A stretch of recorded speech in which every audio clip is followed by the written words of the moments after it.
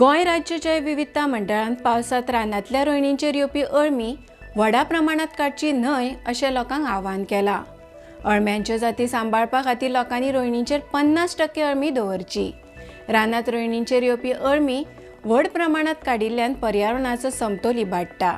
आयज खुबश्या अळम्यांच्यो जाती नश्ट जाल्यात, तशेंच पुराय वाड जावंक नाशिल्ली बारीक अळमी काडिल्ल्यान फुडल्या वर्सांनी अळमी येवपाचें प्रमाण लेगीत उणें जाता। फुडल्या वर्सा अळमी येवपा खातीर पुराय वाड जाल्ली अळमी रोयणीचेर कुसपाक जाय आनी तांचे मातयेंत विघटन जावपाक जाय। तशेंच अळम्यांचे बारीक कळे काडपाच्या प्रकाराक लागून रोयणींतल्या वाळवटीच्या अळ्यांकय धोको निर्माण जाता आनी पर्यावरणाचो समतोल इबाडटा। पर्यावरणाचो समतोल इबाडिल्ल्यान माकडजोड सारको संसर्ग जावपाची शक्यताय आसता।